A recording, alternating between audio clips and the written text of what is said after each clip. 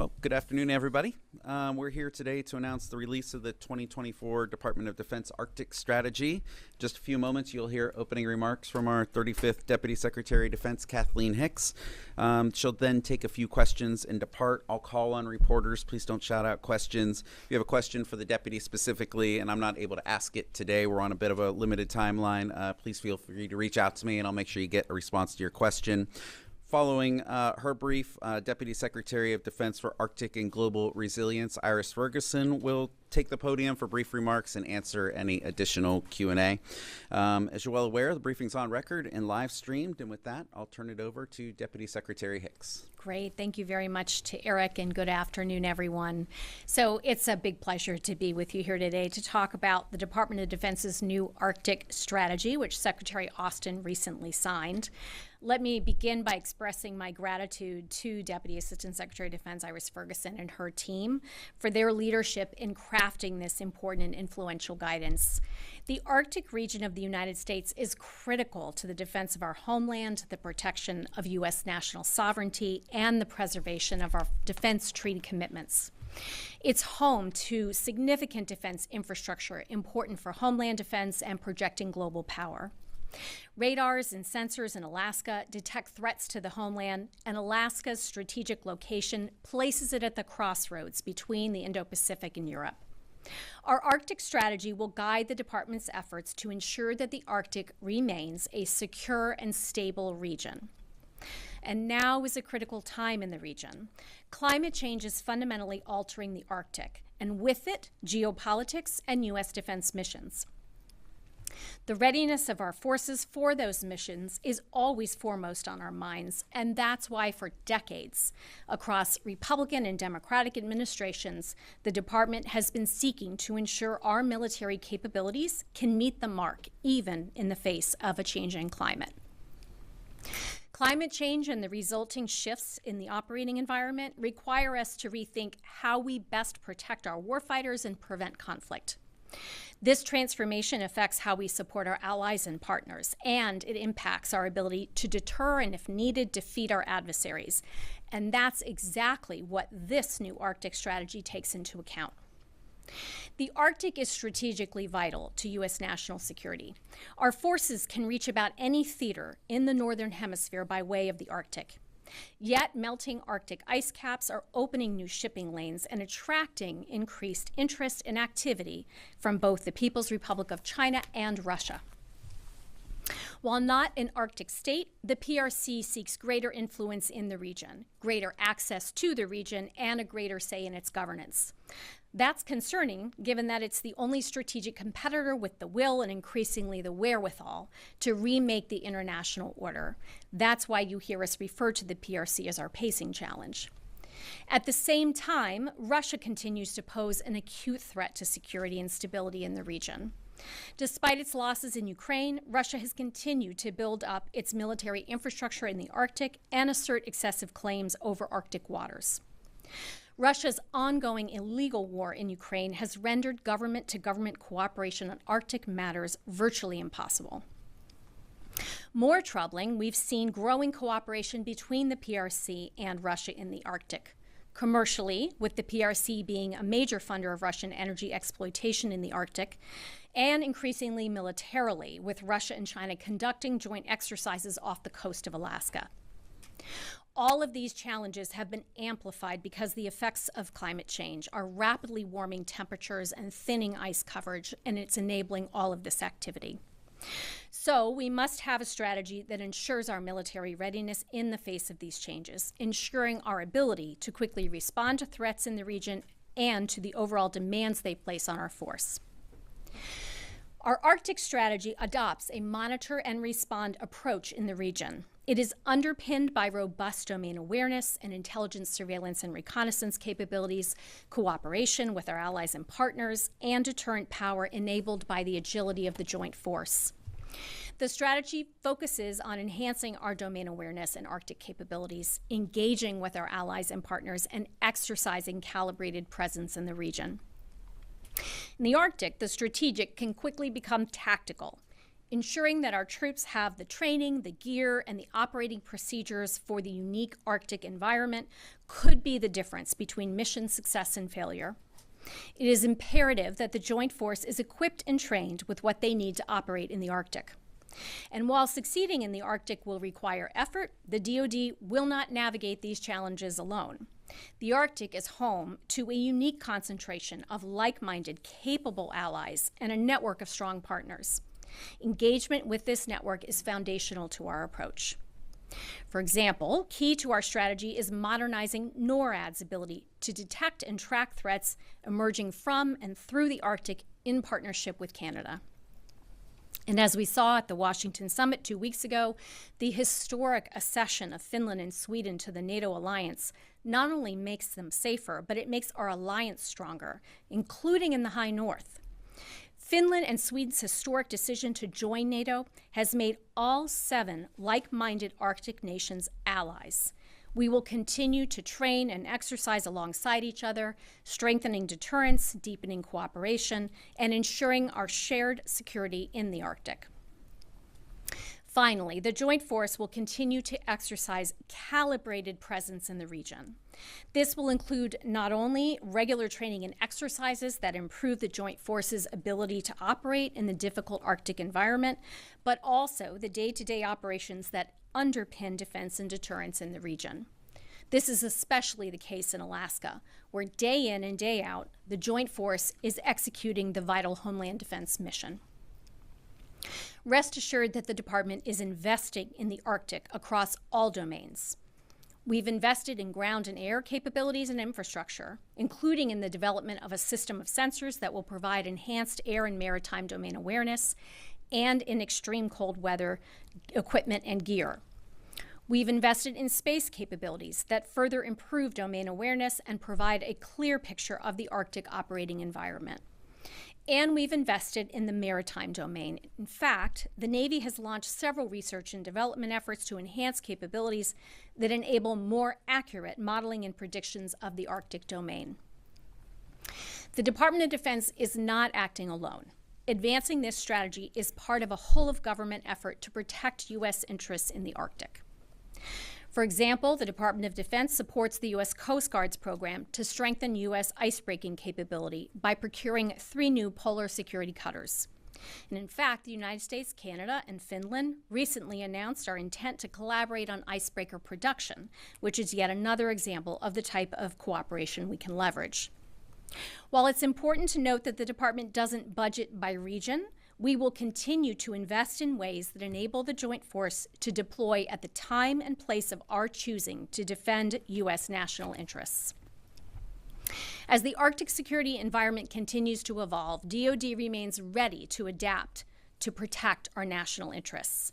This new Arctic strategy is an important step forward in ensuring that the Arctic remains stable and secure now and into the future. I'd like to once again thank Deputy Assistant Secretary Ferguson for her work and the tireless work of her team in developing this strategy. She'll follow up with more details about the strategy, but first I am happy to take a few questions. Thank you. Thank you, Deputy Secretary. Lita Bowdor from Associated Press. Thank you. Thanks for doing this. You've mentioned investment a lot, and we've frankly been hearing for the last more than 10 years about the need for greater investment in the Arctic, including greater sensors, et cetera.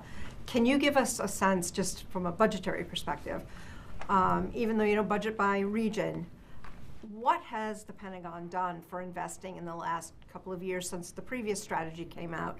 And how much do you expect the department to actually invest in the next couple of years in order to begin to catch up with Russia and China? And then I had a very quick Russia-China question. So, as I said, we don't budget by region.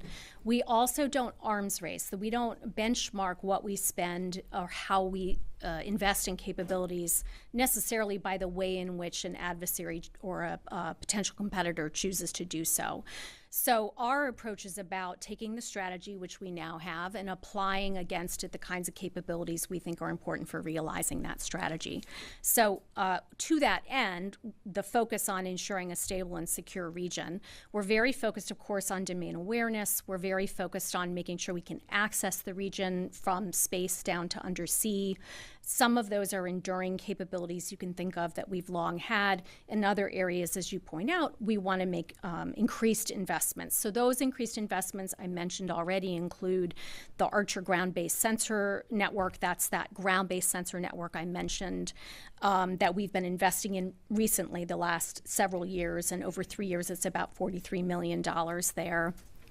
We've also been investing in NORAD's long-range radar sites, including significant investment in the supporting infrastructure in the tens of millions of dollars again. We, of course, have been investing in our space base up in Greenland. We've activated the 11th Airborne Division up in Alaska, which I visited in May of 2023 as they were standing up, and they're the Arctic Angels now, really focused, as I said, on making sure at that tactical level that we're training appropriately and investing in the gear and other capabilities needed. And I'll also add that operational footprint, being able to stand up and operate an exercise. We have lots of exercises we're doing. Those are investment streams as well, as opposed to strictly into the capabilities themselves. It's about making sure we're ready to execute missions there. So that's a quick summary of some of the areas we've been investing in. And just a very quick, is there any way for you to quantify the increase you've seen in Russia and China activity in that region over the past couple of years? I don't have a way to quantify it. I think what I would say is it's very noticeable and concerning, both individually. The Russians, of course, have, even as they've continued their operation, their war in Ukraine, they've been continuing to invest in their infrastructure throughout the Arctic region that they can access. And then we've seen much more PRC activity, both in terms of so-called research, but because of their civil fusion, we always have concern that there's a military aspect to that, and also in terms of their activities, for instance, with the Russians, in terms of bomber patrols, maritime, et cetera. Okay, we'll move across the room to Alex Horton from the Washington Post. Yeah, thanks for doing this. Sure. So, you spoke a little bit about the infrastructure challenges, but what are some of the regional and infrastructure realities that make operations in this area difficult? You talked about space-based solutions. Though I understand just the nature of satellites past the Arctic Circle makes it really difficult. So how are you trying to get around all of these realities of the region? Sure. So some of our capabilities are immediately applicable, and we want to think about that in a global force sense. How do we balance potential demand in this region versus demand in other regions? But to your point, we know there are cases in which we want to make sure our capabilities can operate in a very harsh Arctic environment. While the climate is changing, it's opening up sea lanes, it's opening up access, but it's not currently warming to the point where it's not noticeably harsh up in the Arctic. So in some cases, we're having to make sure our equipment functions, just as we had to do during everywhere from Desert Storm forward. We had to make sure we had equipment, for instance, that could operate in the desert. We need to make sure that the capabilities that we bring as a joint force can operate in that environment. And without getting into sort of specific systems or details, we also have to check to see to the issue you raised, where we have limitations on accessing all that we want to be able to see in the environment, and making sure we have the capabilities to bring to bear for that. And we're going to have to go to last question. Patrick Tucker from Defense One. Hi, Patrick Tucker from Defense One. So as you just pointed out, the Arctic is becoming more accessible, but it's still a very difficult environment to place human beings, especially for long periods of time. Do recent advances in artificial intelligence and autonomy support this strategy? And if so, how? How does that continuous monitoring mission, for instance, become more practical and easier now because of advances in AI or autonomy? I'll take first kind of uncrewed and autonomy, and then the AI piece. So domain awareness missions are well suited for uncrewed systems approaches in all domains, so sensing missions, ISR, et cetera. So this is a clear area where we can apply some of what we're doing in the department.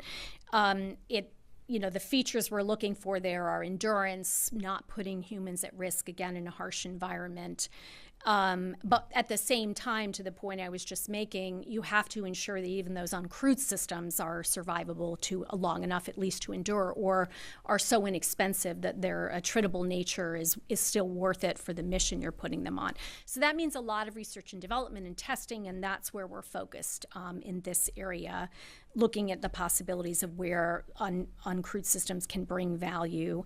But I think as Replicator has demonstrated, we are ready to kind of catalyze where we can the movement toward these sorts of capabilities and really see their potential. That then links directly, I think, to your question on AI. There are many applications, I think, of AI for the Arctic domain. I think to the prior point on uncrewed systems, AI is ideal at helping us make sense of an environment, pattern recognition, bringing in data and understanding the environment to make better decisions and faster decisions. And this is a space where I think bringing the two together, or just in general being able to leverage AI, can really advantage us. So that's true across our force. We're looking to leverage AI in general, and I think it's a perfect domain in which to understand how and why it brings capability. Okay, thank you very much, Right, Deputy thank Secretary. Thank you very much. Yep. If there's any follow-ups, I'm happy to take those questions and get those answered for you. And then DASD Ferguson will be stepping up in just a moment. Thanks.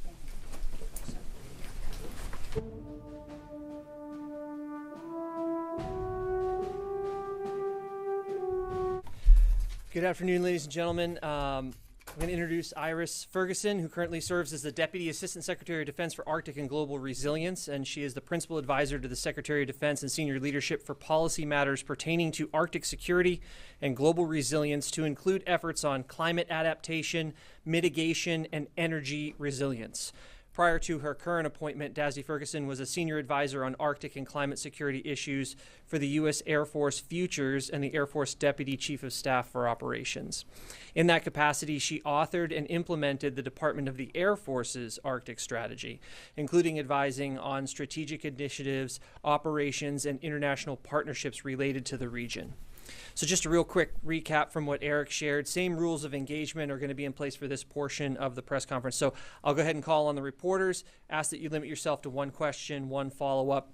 And if we're not able to get to your question today, just reach out to me afterwards and I can assist you with that. Just a final reminder, this is on the record. So with that, ma'am, I'll turn it over to you for opening comments.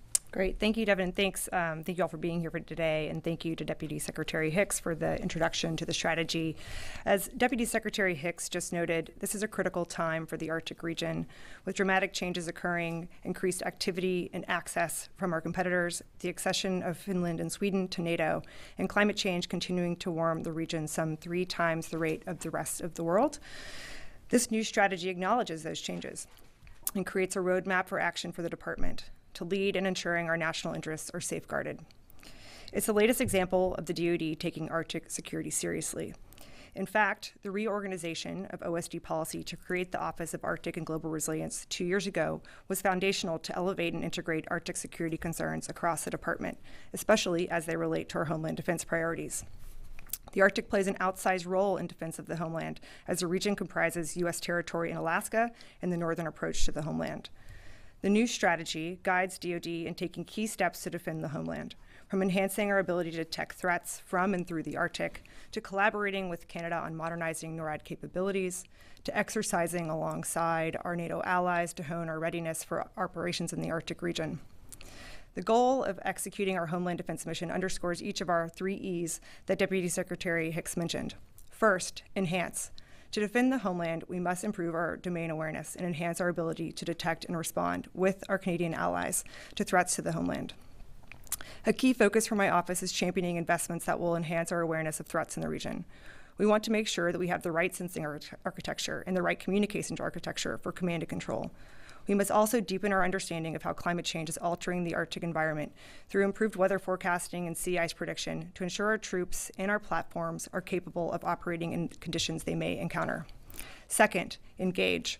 Our strong network of partners, including Arctic allies, federal, state, local, and tribal partners, are key stakeholders in securing the Arctic in our homeland.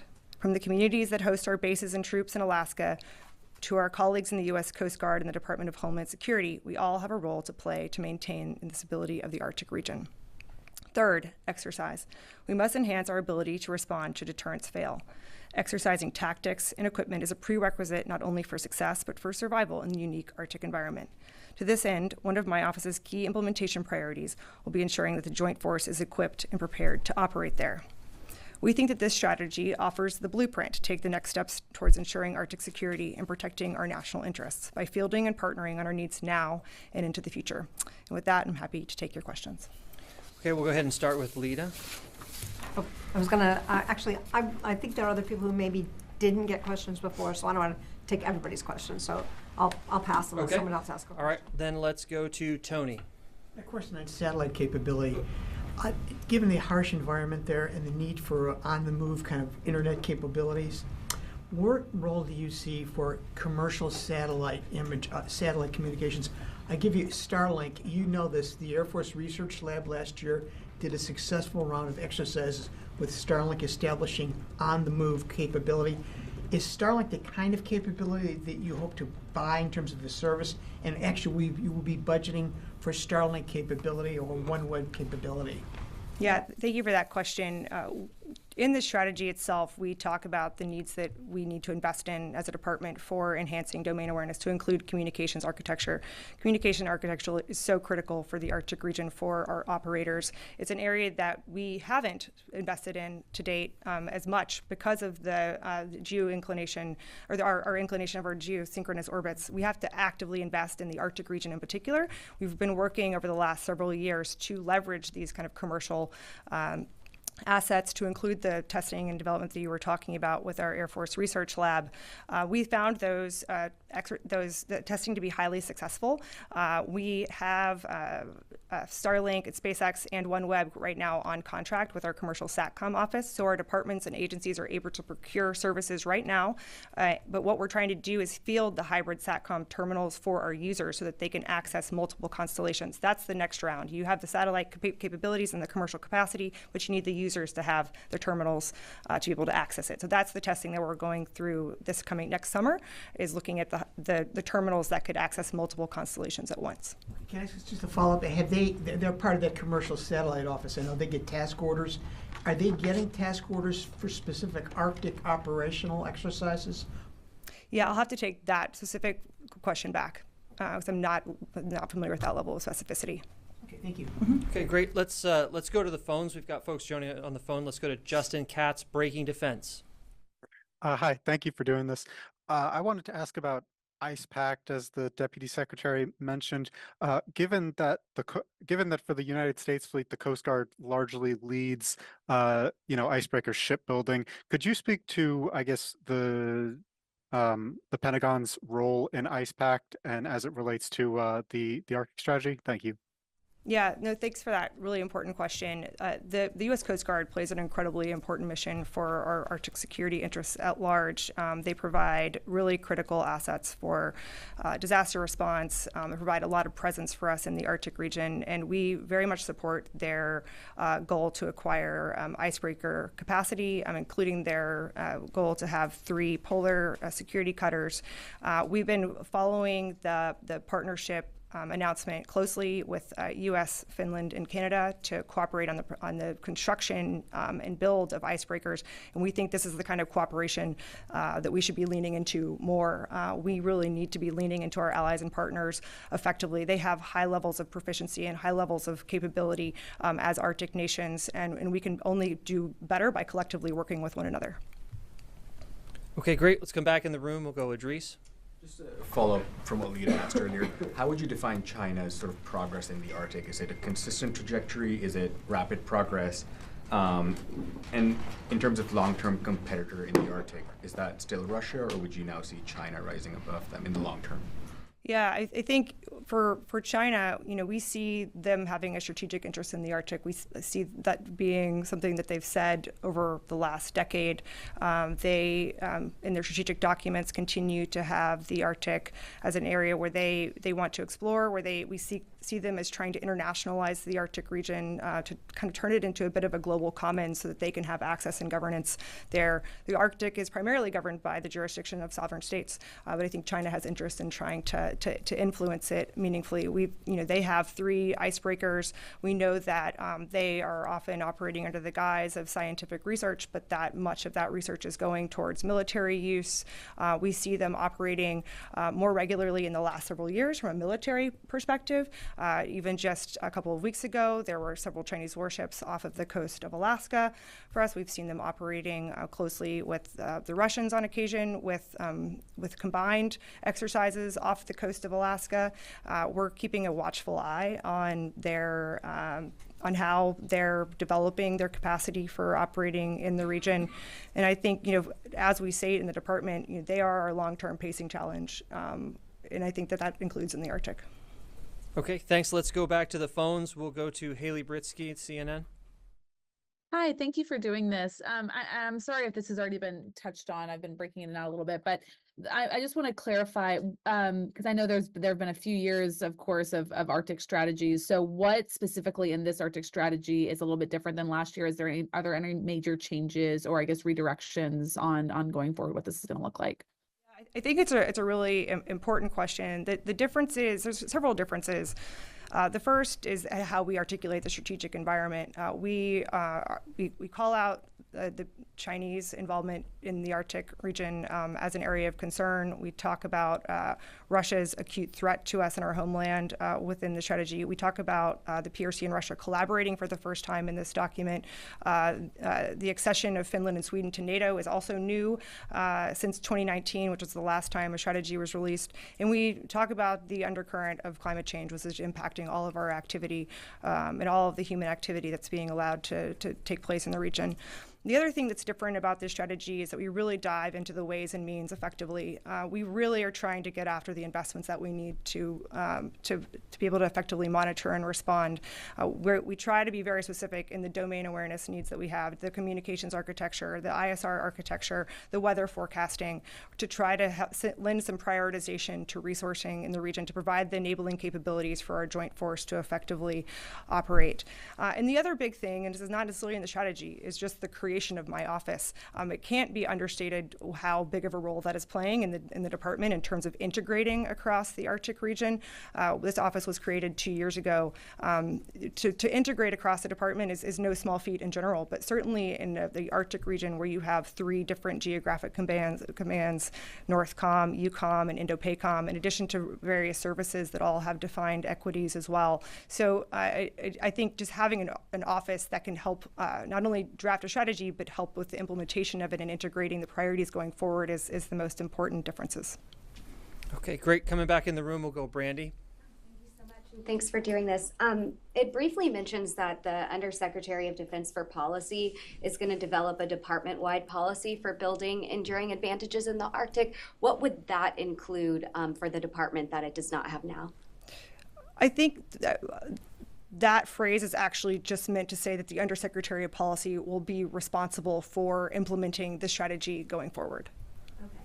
Okay. Will there be anything else you can share on an implementation plan or materials or guidance to expand DOD's Arctic presence, like with drones or otherwise? Well, I think that's what this strategy is all about. It's about creating the roadmap for the capabilities that we need to protect our interests and to ensure that our troops have what they need to operate in the region.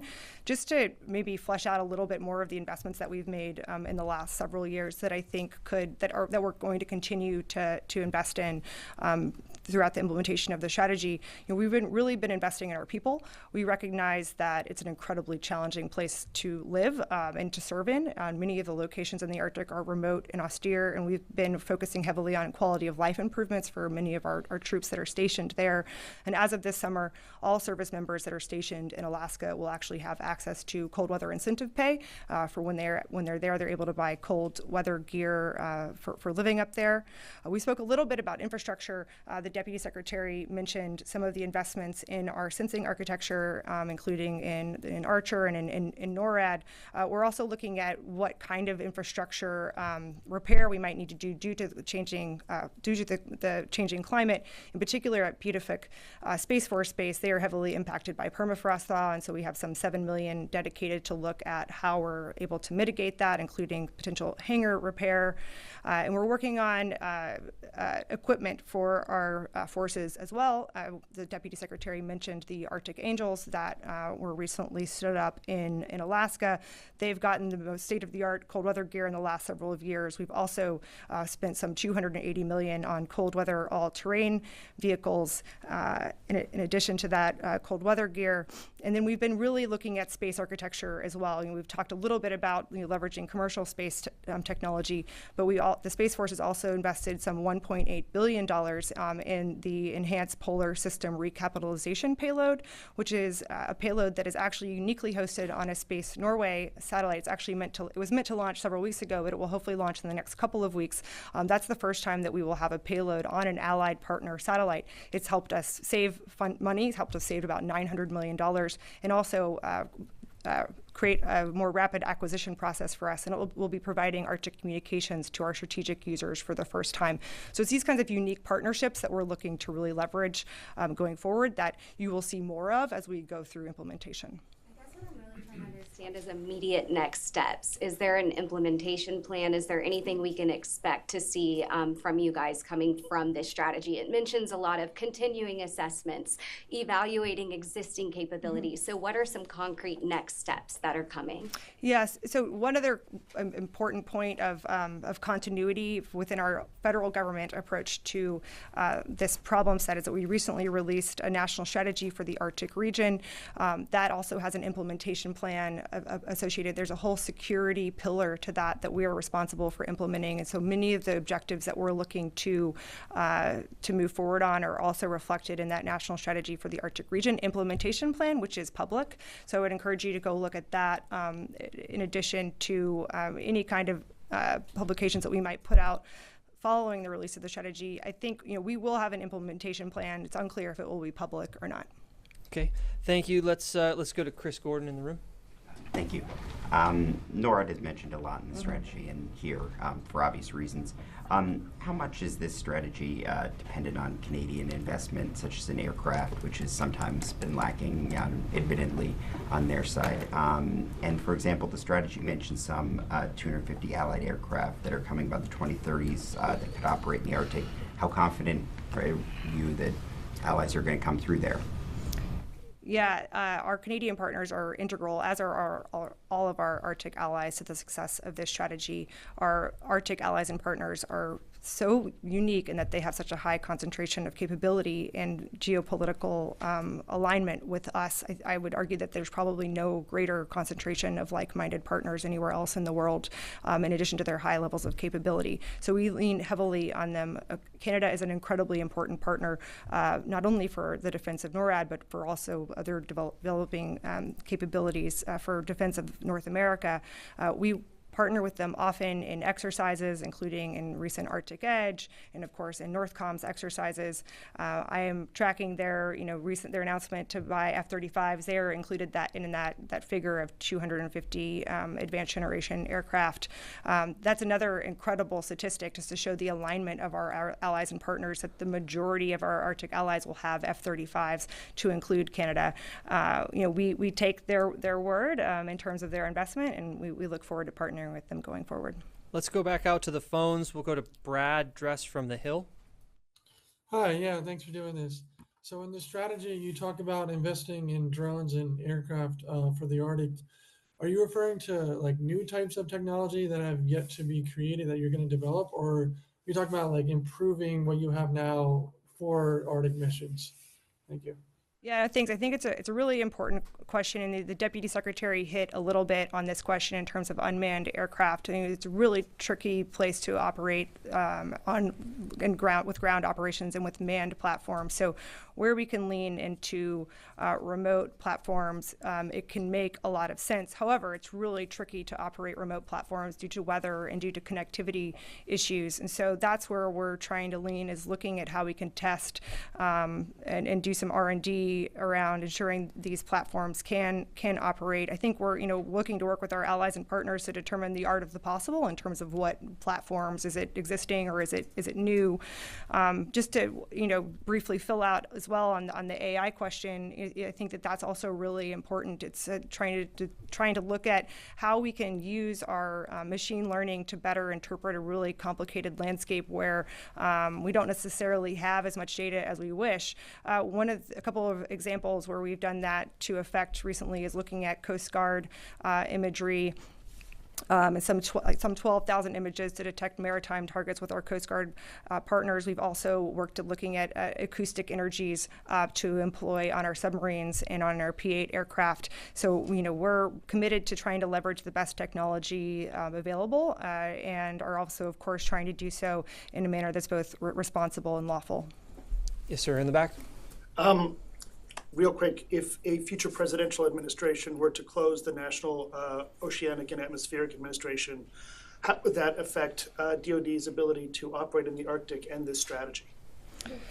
Yeah, I'd have to defer, questions on agencies to that agency itself. We do lean on NOAA pretty heavily right now with our Arctic weather forecasting. We work very closely with our Air Force weather community, but also our naval weather community works closely with NOAA to detect weather forecasting and for ice forecasting. The program that Deputy Secretary Hicks mentioned that the Navy is investing in to look at different ice pack concentrations, especially at nighttime, which has actually been a challenge for our forecasters. That is a NOAA program that we're partnering with them on, but I would have to defer to NOAA on that. Is it fair to say there's a lot of dependency on NOAA for the continuation of current programs? I think it's fair to say that our approach to the Arctic is a whole of government effort, and there's a lot of dependency across the board on various agencies to make sure we do it right. Let's go back to the phones. Patty Nyberg from Task and Purpose. Hi, thanks for taking my question. I'm wondering if you can give us a little bit more details on the nature of military operations you're seeing between Russia and China. Like, are they both supplying the same amount of troops? Is it one country supplying more technology over the other? If you can kind of give us more details. Yeah, I'm assuming you're talking about how they're working with one another in the region. I think we've seen an uptick in their cooperation over the last several of years. We see China investing in a lot of Russian energy in order to not only have them supply the energy to the PRC, but also that is helping embolden some of Russia's activity in Ukraine. We see them exercising diplomatic agreements, including between the Chinese and Russian Coast Guard within the Arctic region. We also see military exercises for the first time. I mentioned a combined exercise that we saw off the coast of Alaska just last year, where we sent several destroyers to counter their presence off of our coast. But I also, while we see this increasing collaboration, I think it's also important to note that it's somewhat superficial in nature still, especially from a military perspective. I mean, we know what it takes to operate with our Arctic allies and partners in the months and the years that it takes to build interoperability, to build trust, to build know-how for operating in the Arctic region. And so, flying in circles with one another briefly or deploying alongside one another is maybe good for optics, but we know that that's not the same kind of level of in-depth cooperation that we have with our partners. Thank you, ma'am. We'll take one final question with Louis. Ma'am, thank you. The first Arctic strategy was issued, I think, 2013, a decade later. Can you guide us through the evolution of how these strategies have changed from that initial look, which was looking multilateral action about detecting changes up there, and to where we are today with this new strategy? Yeah, I think there's been a slow evolution, not only in what the strategies say, but how the department is approaching implementing them. The first strategies were kind of acknowledging the challenges of getting after an environment that we had sort of othered for quite some time. We were really heavily focused on the Middle East for a long time. In the Cold War, we had a lot of emphasis on the Arctic. That's where a lot of our infrastructure today is actually from the Cold War era. Had a lot of R&D into how to navigate the Arctic, and a lot of know-how, quite frankly. So these first strategies, I think, were a recognition of, hey, we might need to get after this problem set in a more profound way.